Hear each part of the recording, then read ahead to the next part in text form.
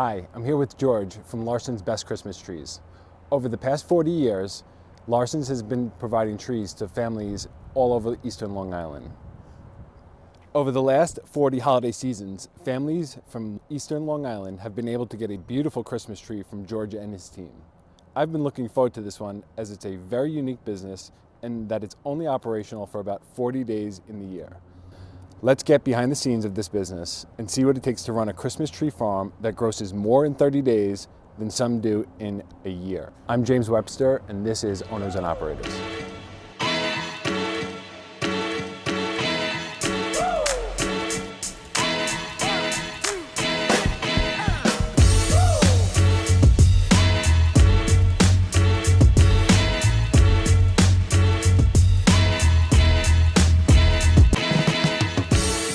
Mr. Larson, thanks for having us here today. Why don't you tell us a little bit about how you guys started and how you're here today? Originally, I started it's 40 years ago.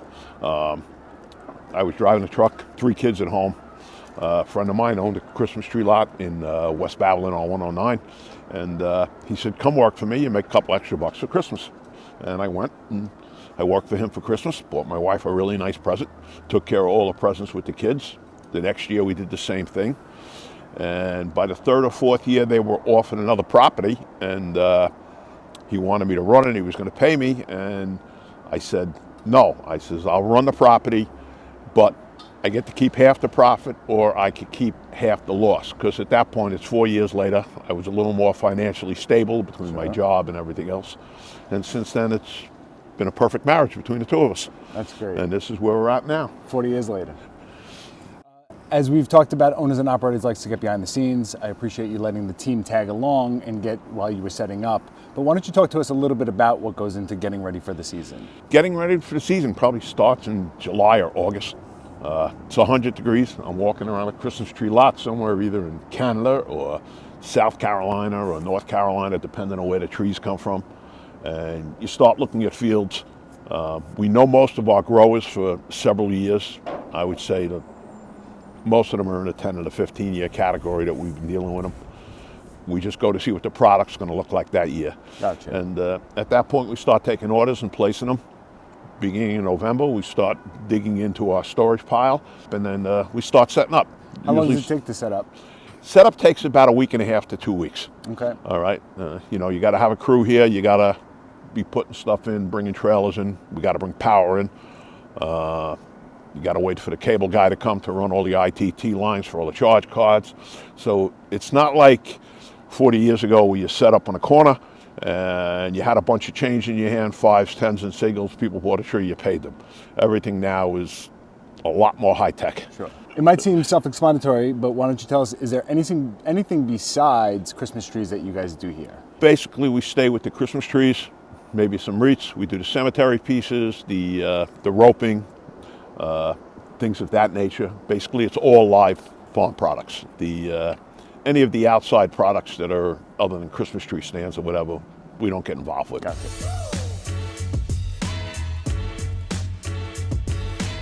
You're very seasonal. 30, 45 days in operation.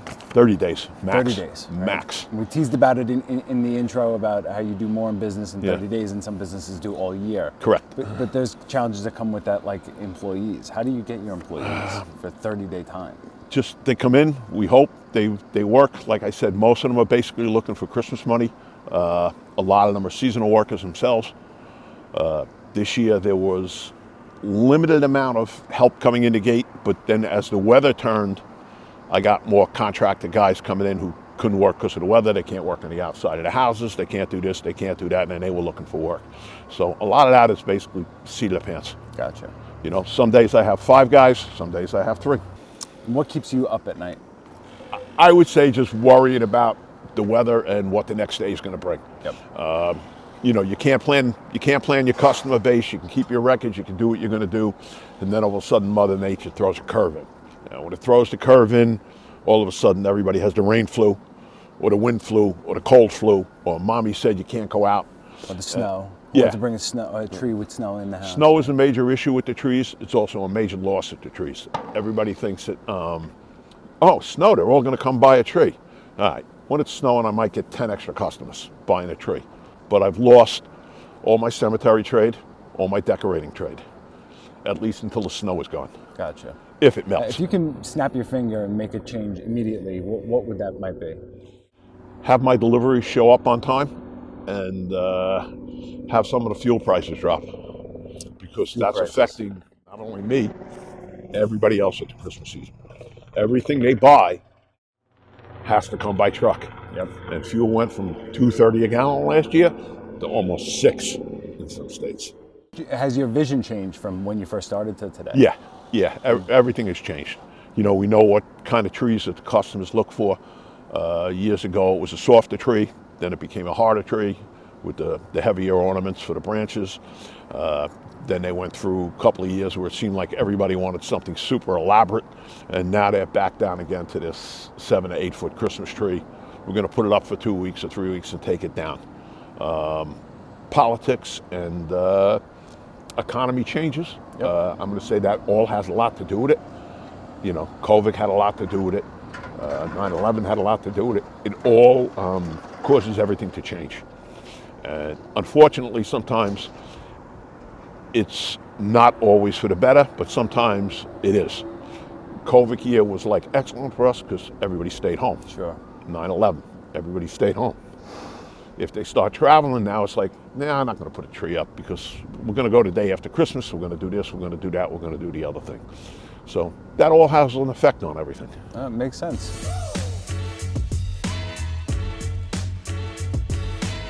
Why Larson's? There's a few places people can stop by in the local area to get one, I'm sure. We're happy, we're friendly. We try to make it like farm stand instead of box store. Mm-hmm. And that's pretty much it. What is a piece of advice you might give to a business owner or somebody looking to start a business or even start in this business? I would say just plan ahead. Make sure that they have their credit machine set up correctly. And I'm not going to say don't be afraid to leap into the debt with the credit card machines, but don't be afraid to utilize it when you need it. It's a painless way of paying back, and you're not stuck at the end of the month going, oh, I got to mail them this much money for the loan. Gotcha. So it does definitely help. What do you do during that off season? We own a small snowplow company during the off season. You know, we have several accounts we clear, and the rest of the season is basically enjoying life. Yeah. You know, I'm retired from previous jobs, and you know, we camp, we fish, we stay home, play with the grandkids. Nice. Enjoy life. Thanks for joining us today at Larson's Best Trees. We hope you've enjoyed this episode, and we look forward to bringing you inside more interesting businesses just like Larson's. So be sure to follow and subscribe so you do not miss out. If you're interested in having owners and operators showcase your business, please comment below and we will be in touch.